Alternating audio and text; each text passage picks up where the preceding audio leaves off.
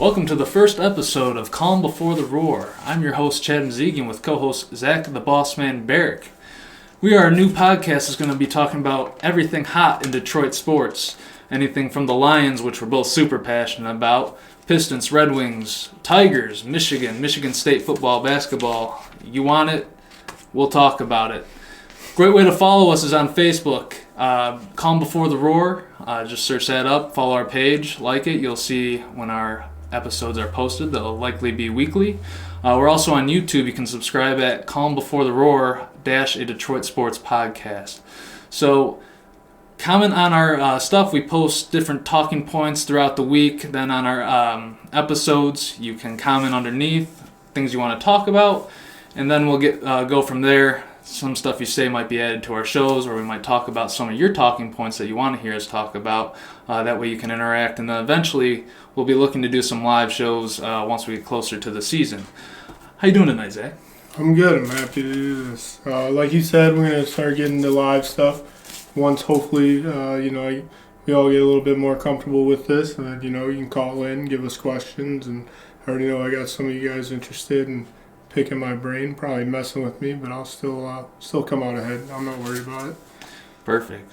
So I think a great way to start this, because we're huge Lions fans, would be to recap the 2021 season real fast with the new addition of Dan Campbell. You got your shirt on MCDC.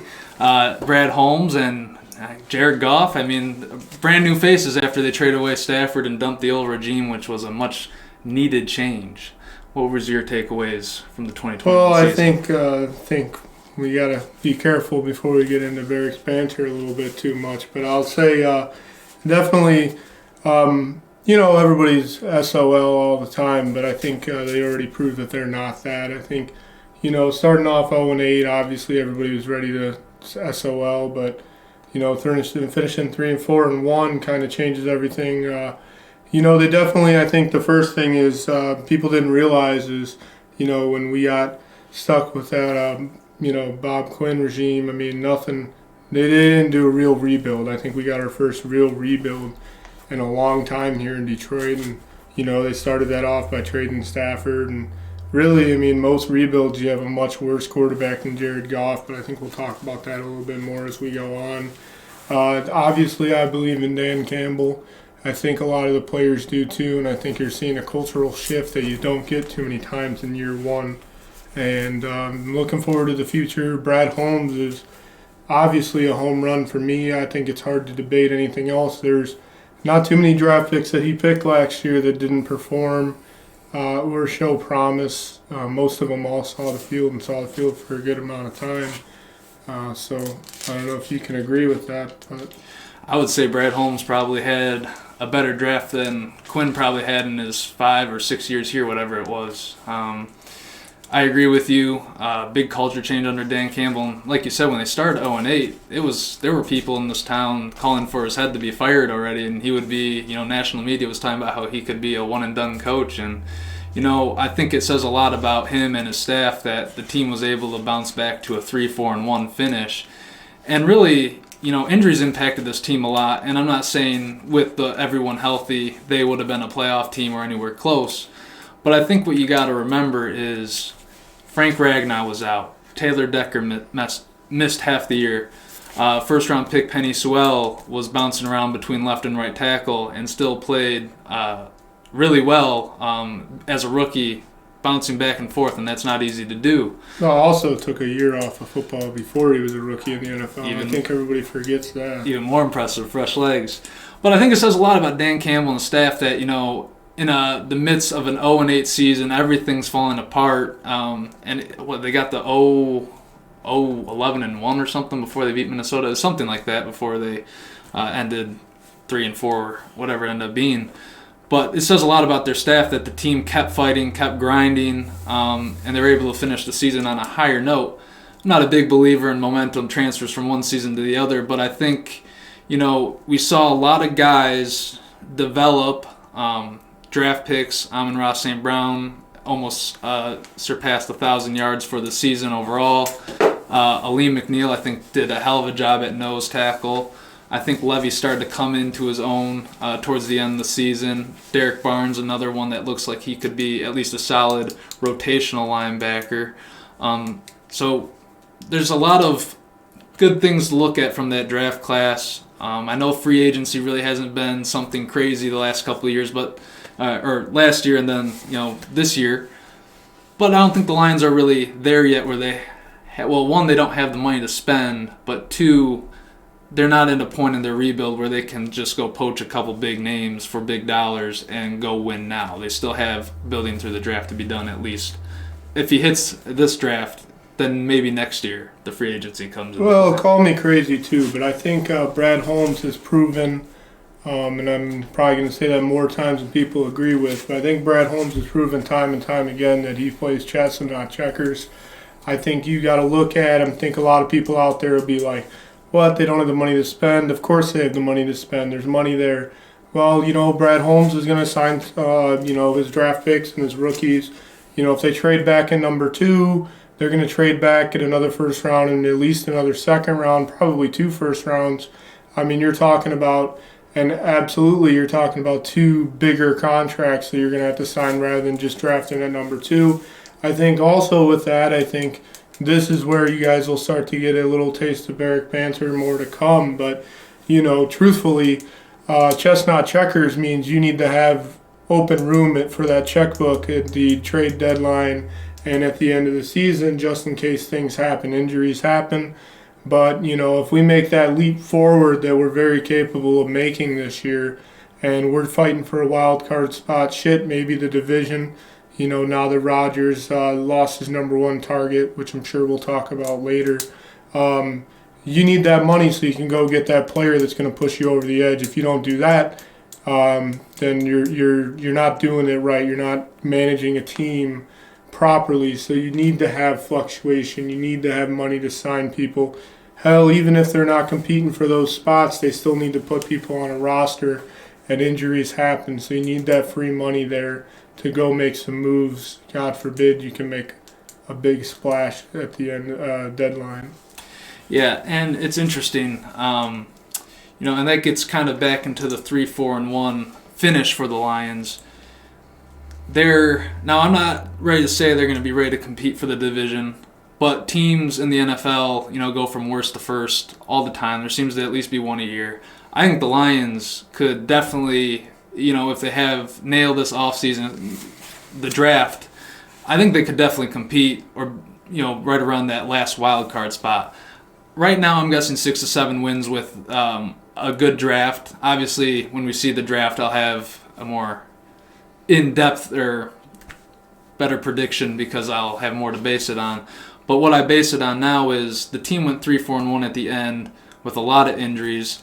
Let's just say they're healthy or they stay healthier this year. You have Ragnow with that offensive line intact for a full year. You got Swift for a full year.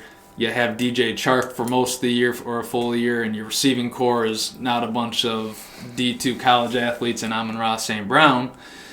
They could have probably won a couple more games this past season, and then you're probably looking at maybe Dan Campbell's first season, he's 5-12 or something like that, and then you hope to improve another 3 or 4 wins this year. It's not out of the realm to me to see them go 7-10, 8-9. That wouldn't surprise me as a Lions fan, and I'd be pleased with that progress. Does that get you a wild card spot? I can't say one way or the other, but I think you're going to see a more talented team this year. But what I really like about it is, especially Aaron Glenn, but the offense did as well, especially when Dan Campbell took over calling plays. I think they really have schemed for the players they have, and they really get 110% out of both sides of the ball. Yeah, I mean, I agree with most of what you're saying, although, I think they are a team that is going to go first to worst. I think that Worst to first. Worst to first, yeah. Probably then first to worst if we're lucky enough to get first. But the truth of it is I think that, Aaron Rodgers is Aaron Rodgers. I get that. But the truth of it is I think Aaron Rodgers, he's taking the money and he's going to run. I don't think that he's going to be able to do what he wants to do with Devontae Adams. They lost, Zadarius Smith. Yeah. That's a big piece on their defense, and they lost that because the guy wants more money. That's not a Super Bowl quarterback. I think you're going to start to see the Lions play them a little bit better, a little bit tougher. And it's just going to be a matter of if the Lions win the games they're supposed to win. I think that's what it's going to come down to.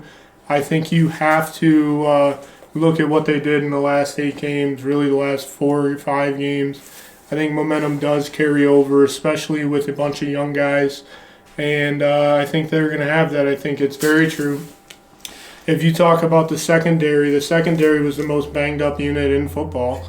You can talk about Ragnow. Ragnow missed most of the season, and Ragnow's a Pro Bowl center. I mean, it's top 3 center in the league. That's a big piece, and people don't realize how big of a piece that is, even for a left tackle, which Penny Sewell was playing at the time. I mean, you miss your captain of the O-line. I mean, communication's a big thing there. And not enough people understand how that works, but that's a big piece to be missing. Now, Evan Brown came in, he stepped up, he did great, and I'm glad we re-signed him. Say no shame to Evan Brown. He's a Absolutely, great backup. Especially in the passing game. But Ragnow, we definitely missed him as a leadership and in the run game. And, I mean, hopefully Swift can be healthy all year, but you get that O-line healthy and they stay together all year. I mean, I could probably run for at least 25 yards in a football game because I'm going to go untouched for 2 every time. And, and we talk about Amon-Ra St. Brown, but let's not forget Amon-Ra St. Brown was absolutely nobody for the first 6 weeks of the season. Mm-hmm. And then all of a sudden, I mean, if Amon-Ra St. Brown would have had the year that he had in the last 4 or 5 games of the season all year, he would have been a Rookie of the Year conversation. I mean, and his name popped up more than you think. So it's something to consider. I mean, the guy transformed that wide receiver room, and he did it with a bunch of nobodies next to him. I think Reynolds coming in helped a lot. I'm not a big fan of what they're doing, but I do think that the additions that they made, DJ Chark, I mean, we're going to get into that, I'm sure, but DJ Chark, that was a monster signing. You might not think they had a big splash, but DJ Chark is huge. He's a deep threat. He's a red zone guy. I didn't even know he was 6'4". I mean, the guy's fast. He's big. 4'3", 40. The guy's just everything you want in that deep threat we didn't have. And, Reynolds and Goff had that deep threat to like that 20, 25-yard throw chemistry that they developed. And, you add Chark to that, and all of a sudden you can do it on both sides of the field. Amon-Ra St. Brown underneath. I think they're going to have a scarier offense than people give them credit, and I think a lot of that comes down to the Goff conversation. So how about you kick it off? Yeah, I think the offense is very close, and I think adding a receiver with one of the first 3 picks in the draft will probably really elevate it. But I think kind of like DJ Chark, we'll talk about him a little bit more contract-based and all that, but it fits the mold of Brad Holmes assigning guys with chips on their shoulder. It worked with Charles Harris last year. Jared Goff, he's definitely an improve-it year this year.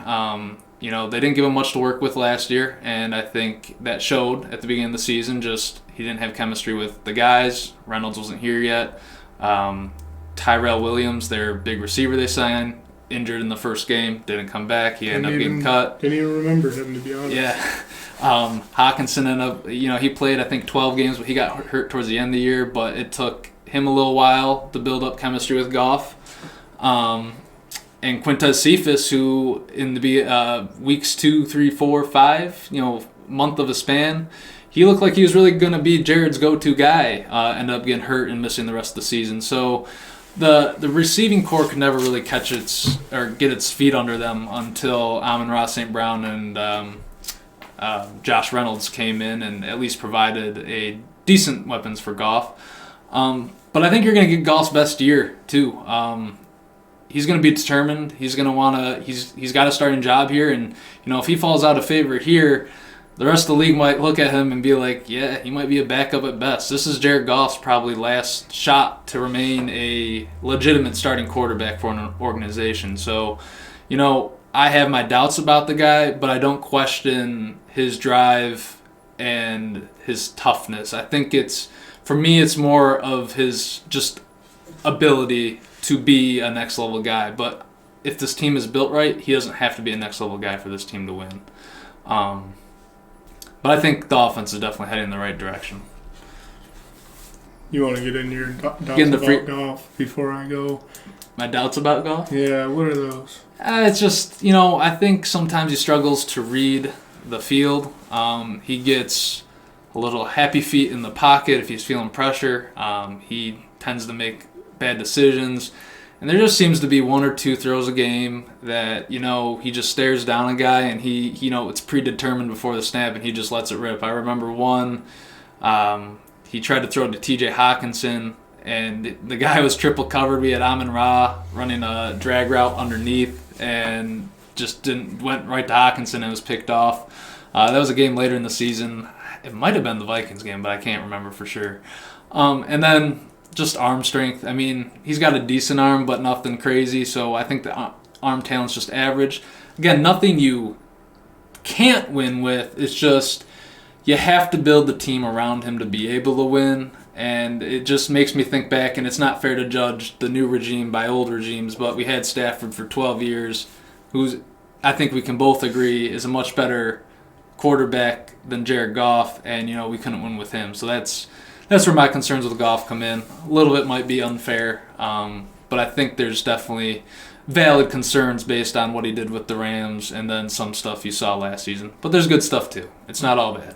Well, I'm absolutely ready to eat my words on it. But I told you I was going to try to take a pro-Goff stance. I've been really kind of formulating my mind on that. There's definitely Goff, just times where he just shows that he doesn't even belong in the NFL. I think that's scary. A couple of times on fourth down he threw the ball away. But that was relatively early to mid in the season, and I think after the bye week, I think we saw a different guy. I think that Goff is the positives with Goff is he's never going to lose you a football game directly. He's not going to take a ridiculous chance. He's not going to hold on to the football way too long in the pocket. He is going to throw the ball where it's open. He's going to throw the ball short.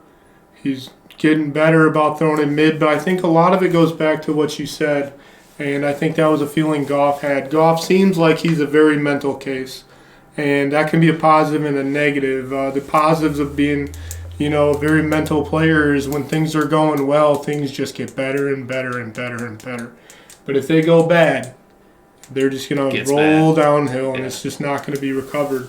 The truth is I think that Goff, when he came into Detroit, he knew who Matthew Stafford was. It was very hard. There's obviously some idiots out there that didn't believe in Matthew Stafford and blamed him. But, it's not everybody can understand the game of football. I get that. But the truth of it is Matthew Stafford is an elite quarterback. And he knew coming in he was replacing an elite quarterback. And I think that was in the back of his head. I think he was really worried that he was going to have to replace what Stafford did. And he was very, very, very afraid to throw the ball the wrong way, to throw the interceptions. And he played terrified. Once he started to get comfortable, and don't get me wrong, a lot of it had to do with him realizing, hey, I can throw to Amon-Ra St. Brown. And I remember when it clicked, I was at the game. They got blown out by the Bengals. And on the last drive, I stayed too long like a lot of us do. And on that last drive, he hit Amon-Ra St. Brown 6 times. And then right there, you were like, that was the emergence of Amon-Ra St. Brown. And he started to realize what he had in there. And then obviously he found Josh Reynolds a couple of times for some cool plays. I think you're going to see that with Chark. I think he's going to utilize Chark. I think that he's going to make a few more mistakes this year, but I think you're going to see a more aggressive Goff. And I'm going to be honest with you, that has always been Goff's problem, is he's always been afraid to fail, and I don't think he can do that anymore. And I think a lot of it goes to the culture. I think you got a culture in Dan Campbell and the culture he created with that team where we don't care if you mess up because we're going to get up, we're going to punch him in the teeth. We get knocked down, bite a kneecap. They already talked about that. Throw that interception. I'd rather you throw 2 interceptions a game than us never take a chance over 15 yards. So let's see how that turns out. I think Goff is actually going to have a career year for him. I think that there's going to be a lot of fans that turn their minds around on it. I know a lot of the fans are incapable of changing their mind. They'll still be in the same old Lions narrative even with 10 wins or whatever. But I think you're going to see that a lot of Lions fans are going to start to believe in Goff a little bit. Do I think he's the answer? It depends on what question you ask. Is he a franchise quarterback that's going to win the MVP and win us the Super Bowl on his own? Obviously not. But is he a quarterback that we can win football games with and maybe go all the way with? Yeah, absolutely. Trent Dilfer won a Super Bowl, and I wouldn't say that he's a go win the game kind of guy. Joe Flacco won a Super Bowl, and he played well, but I wouldn't consider him a guy. I mean, you can definitely win games in a gritty, kneecap biting style without a franchise quarterback. Not everybody needs Patrick Mahomes, but everybody would like Patrick Mahomes. Well, obviously, but there's only one Patrick Mahomes. I think you make some good points, and obviously Jared Goff made the Super Bowl, and part of that was he had a hell of a team around him, but that year he did also ball out. He had a ton of passing yards. One of the most memorable games I've ever watched is when he went toe-to-toe with Patrick Mahomes. I think it was a Sunday night football Mexico, game. right? Yeah, and they just balled out. I mean, it was just back and forth, one punch after the other. So that you see what he's capable of. It's just the consistency part. Well, you know what? I'm going to take 2 more minutes on this, and I just want to say I'm 100% an anti-Sean McVay fan. I don't care that he won the Super Bowl. He won the Super Bowl because of my boy Matthew Stafford. McVay came in to the Rams head coach, and he was that new genius offensive guy. He had Todd Gurley in his prime. As soon as Todd Gurley got hurt and was gone, that offense was destined to fail. Dan Orlowski talks about it all the time. They asked Stafford to do way too much this year. The problem is, well, not for them, but the good thing for them is they asked Stafford to do way too much, but he did enough of it for them to be able to win the Super Bowl. But Jared Goff was blamed for all of Sean McVay's failed philosophies, and they had a choice to run Jared Goff out of town or Sean McVay. They weren't going to admit a failed experiment, and that's how we have Jared Goff in Detroit. Yeah, and the one thing, obviously Matt Stafford can do a little more than Jared Goff. I don't think there's any debating that. But I do agree there had to be a fall man, and it wasn't going to be Sean McVay. He's the golden boy in the NFL, and I can't bag him too much because they did win the Super Bowl, and he's been to 2. But he's definitely had his ups and downs in his time so far. But just one last thing on Goff before we move on to free agency. I think what you saw, Dan Campbell's going to do his best to make this offense very systematic for him and make him feel very comfortable in it. He's going to try and take, you kind of saw it towards the end of last season when Goff really was putting up good numbers, playing very well and efficient. Dan Campbell was definitely calling plays to his strengths. And Dan Campbell wants to run the football, and I think you saw that with DeAndre Swift, Jamal Williams, Craig Reynolds stepped in when Swift was down for a couple weeks. He is going to try and take the pressure off his quarterback. Sometimes a little too much, in my opinion. I'm not a big fan of 3rd and 12 draw plays. I think you got to push the ball a little bit in those situations. But Dan Campbell knew what he was working with last year.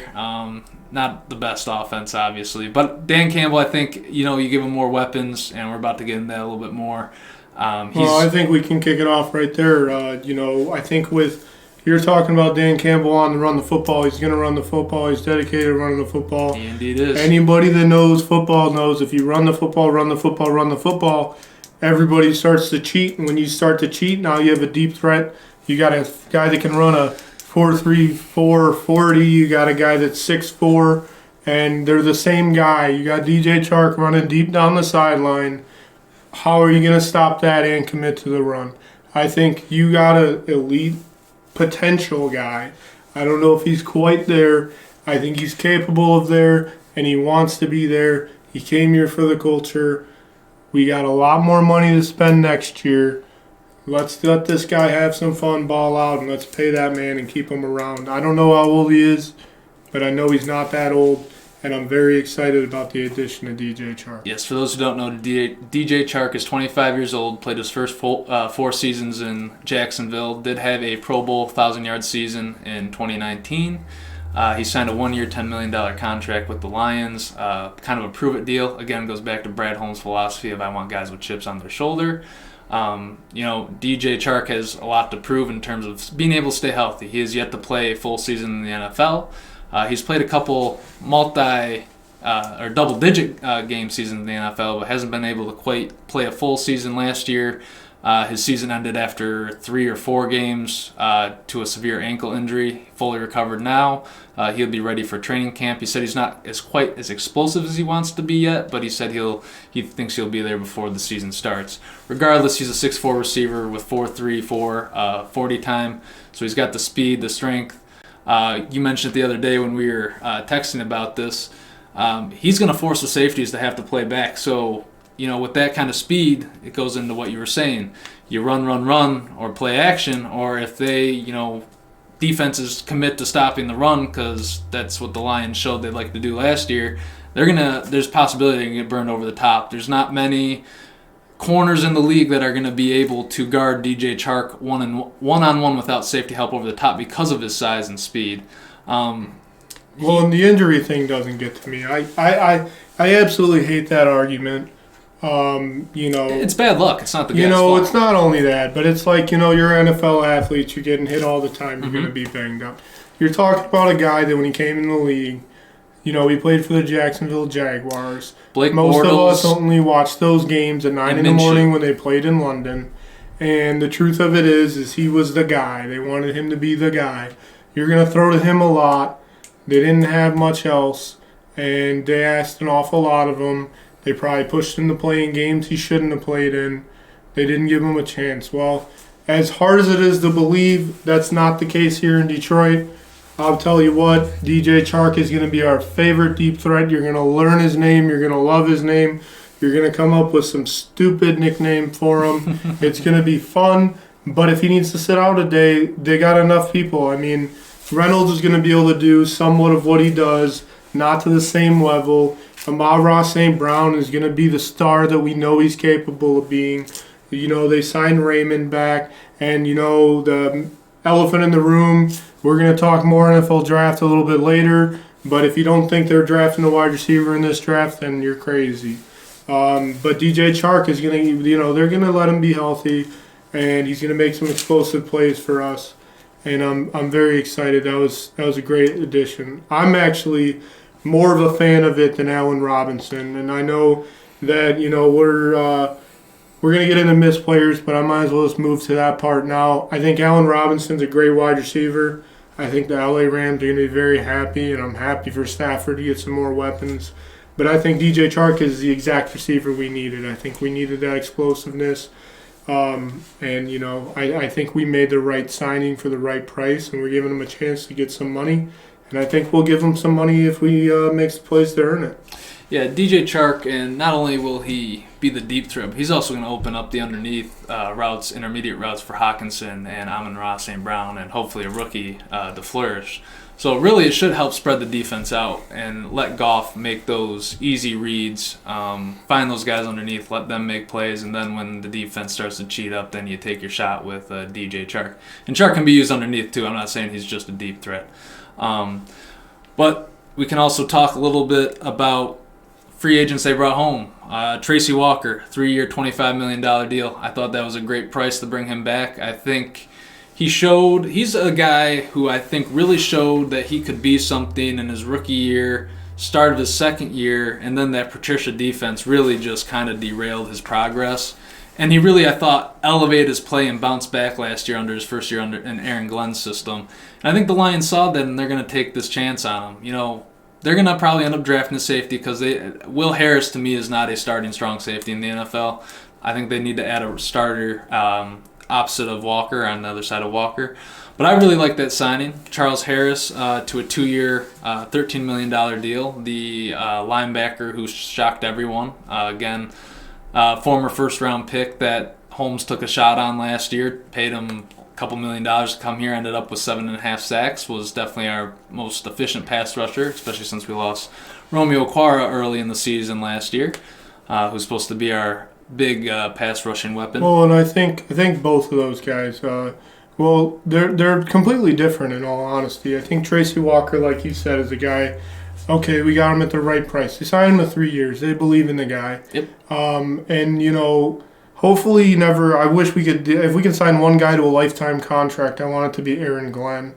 That guy knows how to get people to play, and knows how to put his players in the right position, and I think he likes Tracy Walker enough, and he said he needs them. And I believe in Tracy Walker. It's not an exciting thrill of a sign back for me, not like Charles Harris. Charles Harris is a monster re-signing. It's the best re-sign we had. The guy is, there's no doubt in my mind, he could have went somewhere for a lot more years and a hell of a lot more money. That guy wanted to come back for the culture, and you're going to see that more in Detroit. As things progress, you're going to start to see that. You see that in the great franchises. You know, the Patriots, the Bills now. You're going to see guys like that are going to take a little bit less money because they want to be in a locker room. You know, you got to remember, this is their job, this is their career.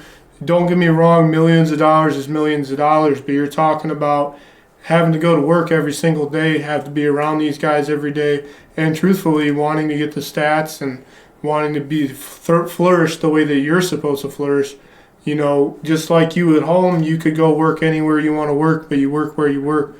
Some of us need to go work somewhere else, but you understand what I'm saying. So the truth of it is he came back, he took a pay cut, he's here for 2 more years, which will have a hell of a lot more money to sign him if he keeps going the way he's going in 2 years. And he adds a much-needed addition to the pass rush, and, I mean, that's huge. You do have a little more Charles Harris hype than I do. But I love signing. Charles Harris. I think, especially at the end, I mean, he definitely was one of the guys that flourished. And, I mean, like you said, I mean, there were injuries all over the field on both sides of the ball. And to be honest with you, especially on defense, if anybody flourished in that defense in the last 5 to 6 games of the year, there's something special, and I think Charles Harris is. Hey, there's no argument that Charles Harris definitely stepped up when needed, especially after Romeo Carr went down. But I think there's a couple themes to me with the free agent class so far. Granted, a lot of them were Lions, but I think one of it's the culture thing on 2 fronts. One, you listen to DJ Chark. He said that Detroit stood out because of the culture. He said he had a couple offers that were multi-year deals, but he thought Detroit was the right place. Tracy Walker, tired of Detroit being a laughingstock. I think that's huge, and I love guys with that mentality that want to come back here and fix that. Alex Anzalone, he signed a 1-year deal, team captain on defense, linebacker for the Saints a couple years ago when Dan Campbell was there. He said he wants to be here when Detroit turns the corner and is thriving upwards. I love that. Charles Harris said he stayed here because of the culture. And I think what you saw with the Lions, because some people are so distraught that they brought back more free agents of theirs than from other teams. And what Brad Holmes is doing is just building the culture of these guys performed, we're going to reward them. We're not going to kick them out the door. Why would we scratch what's working for us? I mean, every guy they re-sign, besides Tim Boyle and David Blau, I can give you a good reason of something good they did last year. And I'm not so much upset with Tim Boyle and David Blau. It's more of I wish we would have gotten a little bit better, or at least looked at the market for a little bit better of a backup quarterback. Mean, I'm completely with you on Tim Boyle and David Blau, but that goes back to the culture thing we're talking about. Right. The hardest part about judging a team's culture, and this is going to be something that a lot of Lions fans are absolutely terrible at, is trying to trust. It's been a long time since we had trust the franchise. David Blau, Tim Boyle, while they look like trash to us, they might be a treasure for that locker room. They might bring something to the offensive game plan table that we're not aware of. They might be just the right. David Blau might be the perfect practice squad quarterback, and that's something that we cannot easily get our minds around, but it's very important to the culture of the team. Yeah, and I think right now, going back to kind of the stance of the team, they're not a team that's looking to go 12-4, and if our Jared Goff got hurt, their season's derailed. They still have quite a bit of building to do. So, Jared Goff getting hurt, Tim Boyle coming in, it's not the end of the world sort of thing. But again, and then the other common theme I saw with the free agent class is most of them were 1 or 2 year deals. Not long-term, a little bit of commitment, but not long-term commitments. A lot of, again, prove-it deals. But one thing Detroit does have going into 2023 next year is over $100 million in cap space. I mean, they're going to have money to spend or re-sign guys that prove their worth going into next season. So I think a lot like last year, this year for a majority of the players, again, is another prove-it year. And I like it that way because you get people's best performances, or you see if they're real or not when you sign them, and they have to prove it on a one-year deal to get another. And it also goes back to what I said earlier with chestnut checkers. I mean, you got to realize, so Charles Harris was a 2-year deal, 13 mil, right? Yes. And I think, like I said, he could have went somewhere, got a lot more money, but he would have had to sign more years. That's a guy that if he goes and performs like he did last year, or even better, like he's capable, you're looking at he's getting an extension next year when we get the money. A bigger contract they would have got this year. They proved that by signing him. And then you also, let's have the DJ Chark conversation. DJ Chark, obviously you already know, just by listening to me, that I love DJ Chark. I'm a huge DJ Chark fan. Already. I'm already ready for him. I'm ready to bet on him to score a touchdown every single week.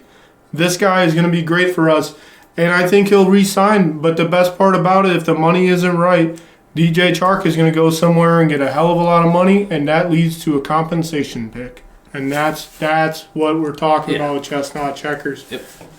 Yeah, they'll have the opportunity to either extend him if he balls out, or, like you said, DJ Chark is playing for himself as well, and he's betting on himself to be able to sign a bigger contract next year if he balls out. We'll probably get a third or fourth round pick. Yeah, I mean, Kenny Galladay compensated us a third round pick this year, so. Well, and he did absolutely nothing to deserve it, and that is true.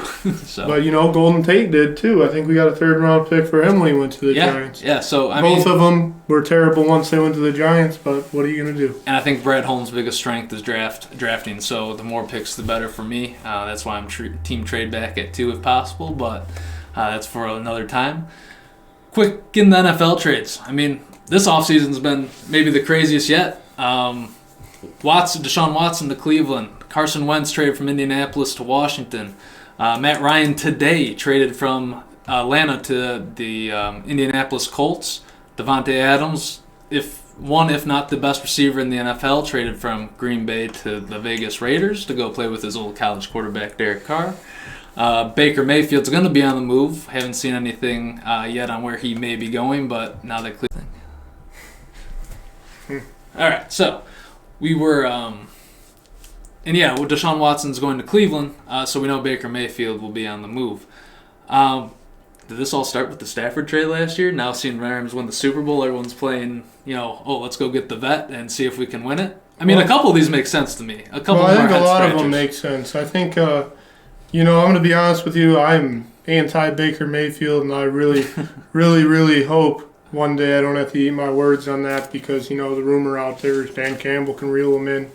I think Dan Campbell can reel him in, but is that going to make Baker Mayfield a good quarterback? I don't think so.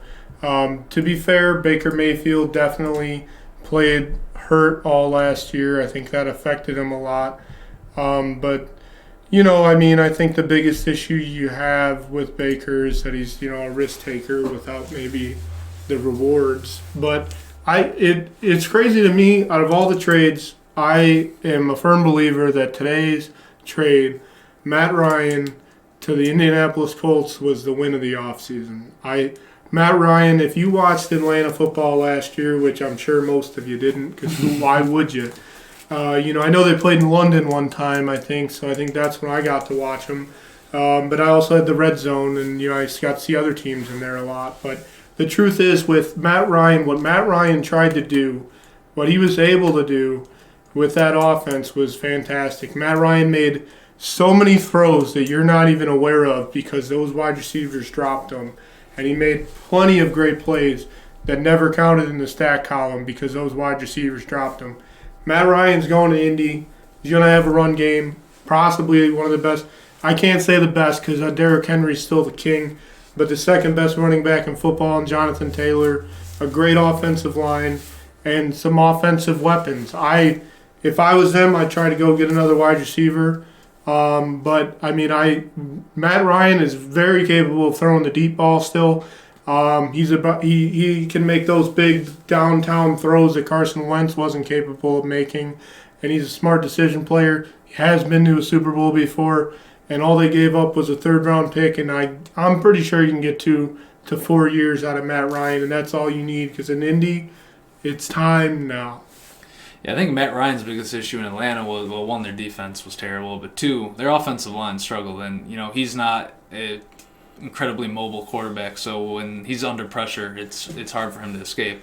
Colts have one of the best offensive lines in football, and they have one of the best running backs in football. Oh, and what team can you play for that the number one receiver you have on your roster goes, I'm done playing this year, and True. you're going to be okay? Right. You take away his number one threat, and he's going to get hit all the time, I'll pass. Yeah. And the Colts, they just they're a good organization, smart coaching staff. They got a credible defense who's going to be able to get stops. I think it's a great landing spot for Matt Ryan in a division that obviously is between them and Tennessee right now. Jacksonville's up and coming, but I think Urban Meyer really set them back, and Houston's in for a very long rebuild. So, yeah, I agree with you. Matt Ryan, I think, is a home run hit for the Colts, and all they had to go up was a third-round pick. That's a no-brainer. Deshaun Watson, I think that one was kind of crazy because Cleveland seemed to be ruled out halfway through that process. A lot of reports had it down to Atlanta and New Orleans, and then all of a sudden he went back to Cleveland. But it pairs him up with one of your favorite receivers, Amari Cooper, and I think that could be a great quarterback-receiver tandem. I can't tell you how happy I am for Amari Cooper. Now, we'll see what happens. I don't think they're going to trade Baker this year. I don't think they care They could be for what Baker thinks. I think they would rather Baker have to sit out because the Browns traditionally, they're not a rewarding franchise. And I don't think they're going to trade Baker because I don't think they expect to have Watson all year. That's why they signed him for the first year being $1 million and everything else being a lot more than $1 million. And I think Watson and Amari Cooper is a dangerous tandem. I'm worried about Watson. It's hard to remember what Watson was like as a quarterback. I don't know. We didn't get to see him play all last year. I think he was a little banged up the year before. I know that he's an elite level talent, but a year off, what was he doing in the offseason?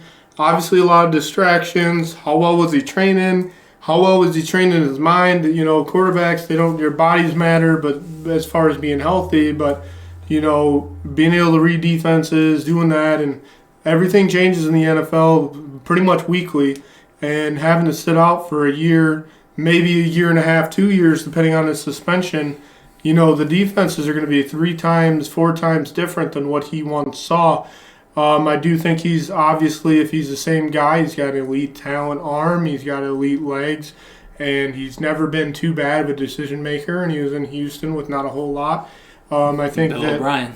and I think, it allows the Browns to build that offensive line in a little bit more time because he's a mobile guy. He doesn't need it to be perfect right now. I think, you strategically you build that offensive line so that way, as his career progresses, he can be the pocket passer that he truly is. But him and Amari Cooper is a dangerous combination. Amari Cooper has probably, in my eyes, been one of the most underrated players in the NFL. The Cowboys are absolutely foolish for letting him go. But you got Dak Prescott as your quarterback, you're already foolish. So I like it, but I still think that Matt Ryan and the Colts is the better trade. I'm very excited about Davante Adams in Oakland, Las Vegas, my bad. I'm very excited about that, obviously, for the number one reason, because fuck Aaron Rodgers. That's why. I'm very excited to get Aaron Rodgers away from Davante Adams. I'm very excited to be a number one Davante Adams fan now. I'm very excited to never see him wear the green and yellow again. And I love him training in for the black and silver. I think Derek Carr proved this year that he's very capable of being an elite level quarterback. I don't think he was quite there, but talk about the distractions they had with John Gruden and getting the interim, and they still almost made the playoffs. But I think that Derek Carr is very capable of taking advantage of Davante Adams, and I'm excited to see it. Yeah, I think Carr is a very good quarterback, very underrated quarterback in the NFL right now. Adams, I think, is a great get for them. It's just he is one of the best receivers in the NFL, but at the age of 30, I have a hard time giving the extension that they gave him. Now, if they go and win a Super Bowl in the next year or two, then it's all worth it. I'll eat my words there. But I just feel like receiver has turned into kind of like running back. it's a very interchangeable position. You know, a lot of teams just seem to rotate guys in terms of, oh, our guy needs an extension. I guess we'll just go draft a new guy, and a lot of times it ends up working out. But Devontae Adams is definitely one of the top 3 receivers in the NFL, and if they end up winning, it's definitely it'll be worth the price. Well, I agree. I do agree with you, but I think that no matter how interchangeable things are, you can't replace a Derrick Henry. I agree with that. You know, you can't replace a Jonathan Taylor. You can't replace Devontae Adams, a Tyreek Hill. Those are guys that no matter how interchangeable a position gets, those are true guys. And you're finding out in Dallas. I love talking bad about the Cowboys. You're finding that out in Dallas. They thought Zeke was one of those guys, and he's not. He's interchangeable, and they ruined their franchise for it. The same thing with Dak Prescott. He is not a franchise quarterback, and they're paying him both franchise money. Good luck losing for the next 10 years, Dallas. All right. Well, want to get into March Madness. Both Michigan schools were in it for the first weekend of hoops. Obviously, the Wolverines are going to advance to the Sweet 16 for the 5th consecutive year. Want to recap MSU's run real quick? Yeah, it was short, but it was expected. I mean, the Michigan State Spartans were the most up and down team all year. They showed flashes where you're like, holy shit, they might do it this year. And the truth of it is we all knew they wouldn't. They beat Davidson, and I think, I may be a little bit disappointed. Maybe if Davidson would have beat Michigan State, they maybe would have been able to shoot the lights out and maybe compete with Duke a little bit better. But the truth of it is MSU squeezed by Davidson. Davidson was a great shooting team, and they were able to hold them off. And then they played Duke, and I mean, Duke was a good team all year. They had their ups and downs way more than anything, but they had the most distractions of a single team in college basketball because, Coach K's got to be all about him. And the truth of it is they elevated Duke yesterday, and that's a scary, scary thing. Michigan State probably for the first 10 minutes of the game played the best defensive basketball I think I've ever watched in my entire life. They were all over the place. They guarded everything.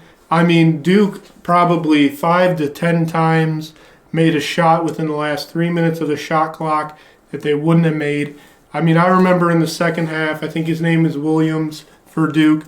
The guy did like a step back, fadeaway jumper at the buzzer, went in, and, the commentators were just like, we've never seen him do that in his entire career. I mean, Duke was playing amazing. They had a bunch of mistakes, but they were all forced errors. Michigan State, they went on an 0-11 run from the arc, or not from the arc, just from the field. And then, they turned it around. And, I mean, Brown made 4 3-pointers in a row. They were shooting lights out, and that's what it took to stay in the game. They had the lead. They had a 5-point lead, I think, with 2 minutes and 30 seconds left. I think I got a little bit excited. I thought I might win some money. And for me, nothing more I wanted in the world than Tom Izzo to end Coach K's career. It would have been a great day.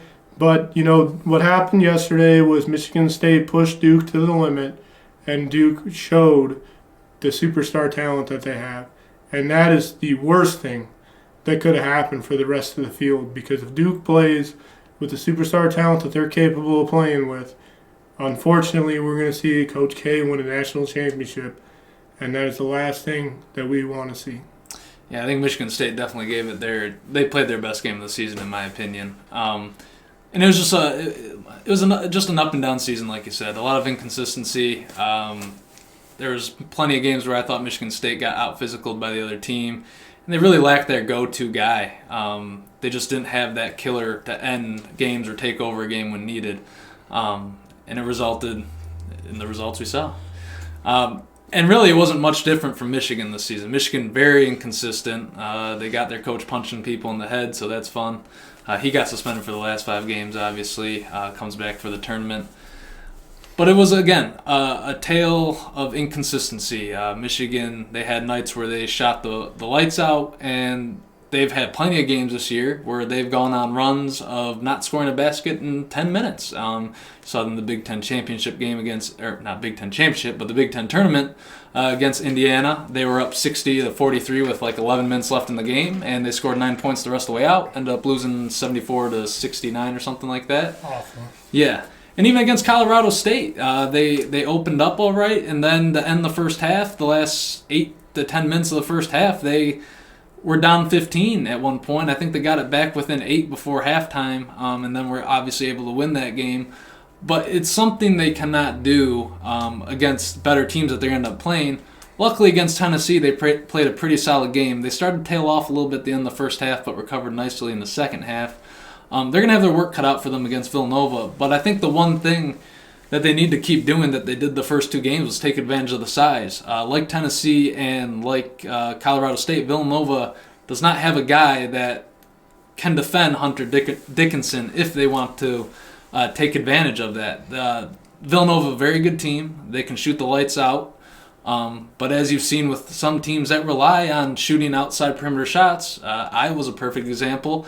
If you're not on that night, it's going to be tough to win, and that's how Iowa got upset in the first round. And I think that's got to be Michigan's path to beating Villanova on Thursday when their game comes up. They got to feed Dickinson inside on offense, and they got to play great perimeter defense to force Villanova into tough shots. I think that's the way they will beat them. I'm not going to expect them to win, but I mean, you make the Sweet 16, all bets are off, and that's especially in a year of huge upsets. I mean, we have 2 11 seeds in the Sweet 16.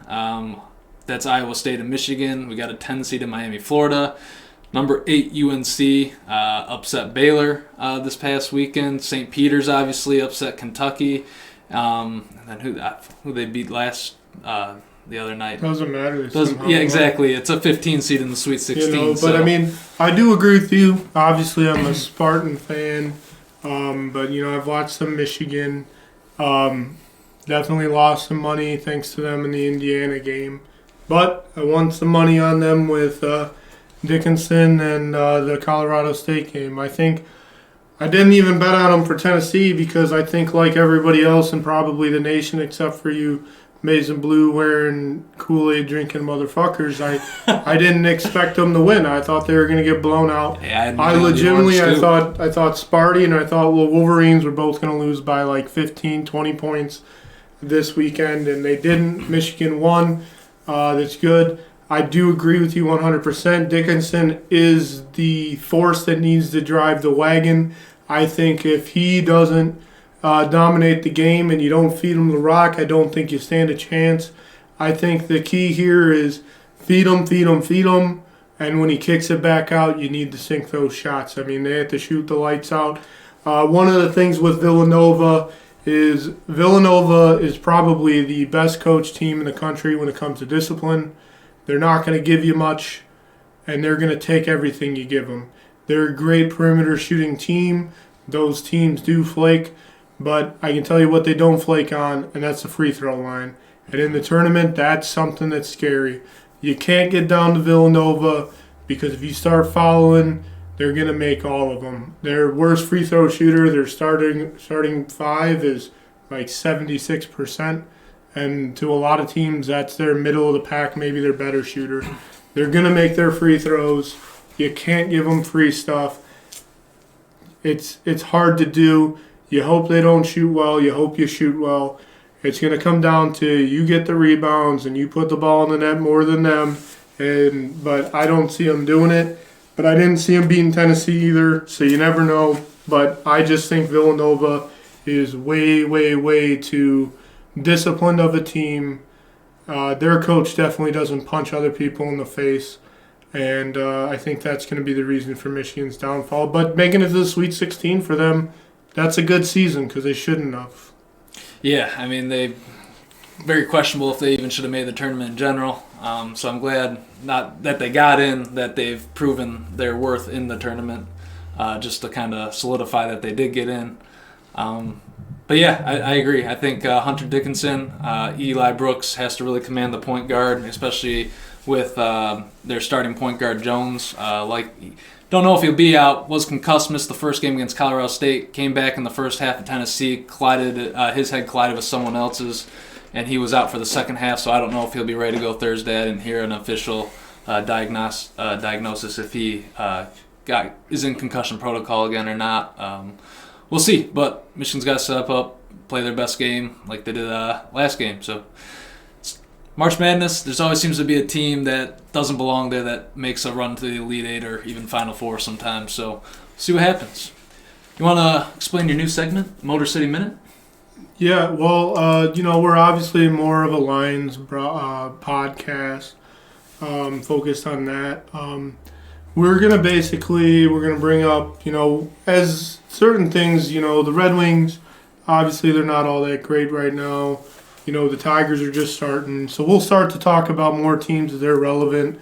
The Pistons, obviously they're not really that relevant. So what we're going to do is we're going to have this segment called the Motor City Minute. And it's basically going to be our way of just talking about something within Detroit sports that we want to bring up. Just kind of like a little extra dose of Detroit City. I'm going to kick it off. Cade Cunningham's Rookie of the Year. I don't understand why it's even a debate. He's had a couple of flaky games and he missed some games early, but this guy is an absolute stud. Over and over again, dominates basketball games, does things that other rookies couldn't even think about, and it drives me crazy. Now I used to bet on a lot of basketball games. My parlays and FanDuel tore me up, But the truth of it is the biggest discussion everybody says is Evan Mobley. And Evan Mobley is a guy I would love to have on my team. 100%. He's a great big man. But the truth of it is when Jared Allen plays for Cleveland, Evan Mobley disappears on the offensive side of the basketball. I mean, the guy rebounds here and there, but Jared Allen does everything that Evan Mobley does. Evan Mobley just does a little bit more of it when Jared Allen's gone. When the Pistons have a full roster, and obviously Cleveland's better than the Pistons, but when the Pistons have a full roster, they still depend on Cade Cunningham to do everything. Cade Cunningham might not have a good shooting night, but then he makes it up by passing the basketball to the open guys, grabbing rebounds, doing the gritty stuff. I've only been to one game so far this year. I'm going to go to another one here before it's all over. I got to see him play the Hawks. Didn't expect them to win. Cade Cunningham came out and just wouldn't stop scoring, kept passing the basketball. I'm very excited to see what they have in the future when they give Cade Cunningham a little bit more people.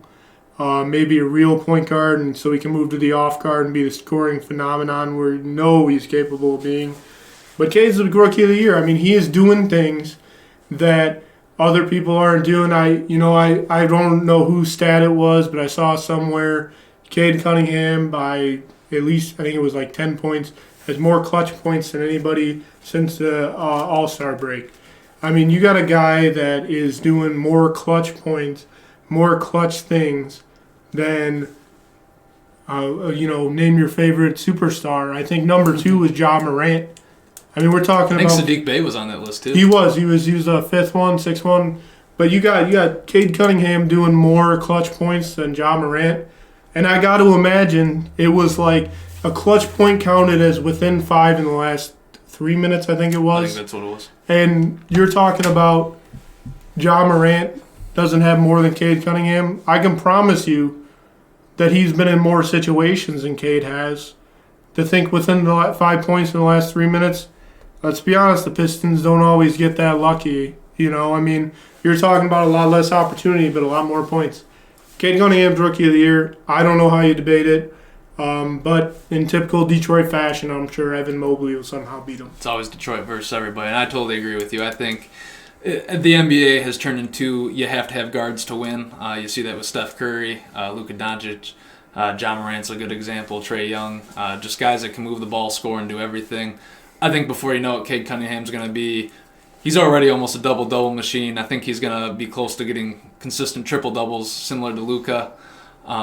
He's a force, and he is no doubt going to be a top 10 player in the league in the next year or two. And I'm very excited to see what the Pistons put around him. I think Sadiq Bey is a great piece. starting there. And I think this team is going to go up, and I think it's going to go up fast. Well, I think, a little bit of Pistons talk to come off of it. I mean, I'll tell you what, the best thing they did was trade for Marvin Bagley. Yeah. I mean, that guy, he is playing like the first draft pick he was. And, it's something to be said about going to another city where there's already a number one guy and you just got to be the background guy. Marvin Bagley's going to be a great piece for us moving forward. I wouldn't be surprised to see Jeremy Grant moved in the offseason, moves at the draft. I'd trade him in the draft to get another top 10, top 5 pick to go get a stud to pair up with him.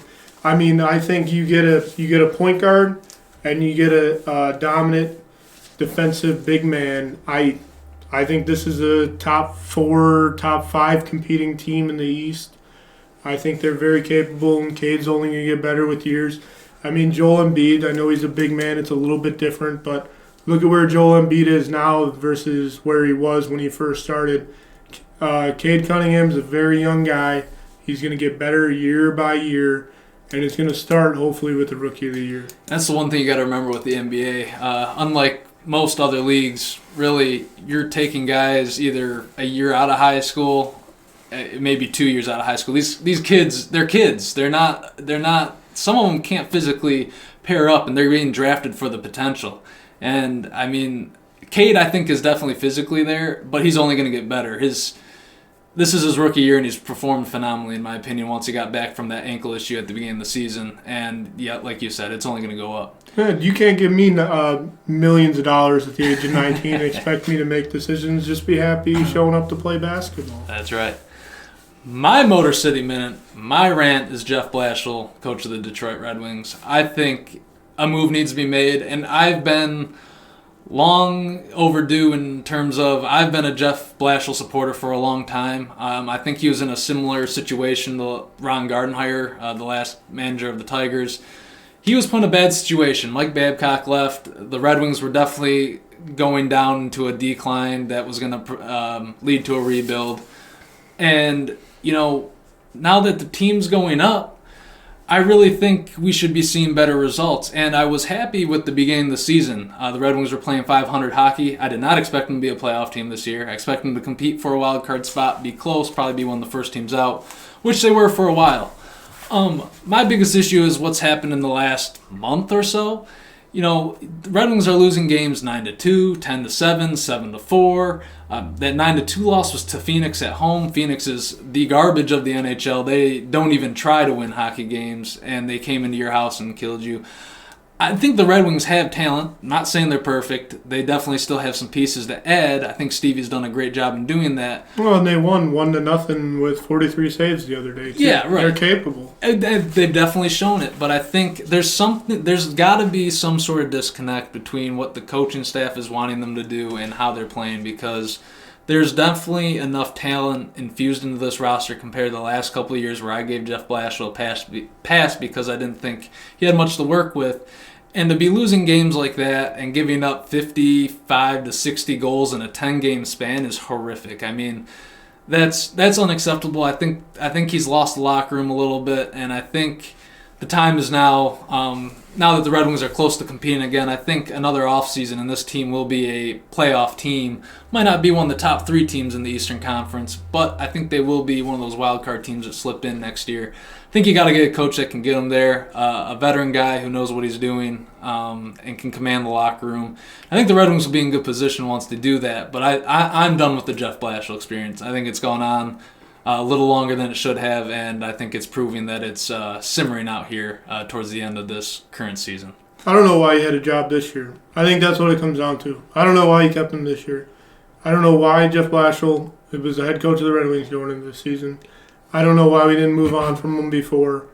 Obviously it's time for him to go. What does he have that we can't get in somebody else? Even if you get a coach that's worse than him, at least they weren't here for this.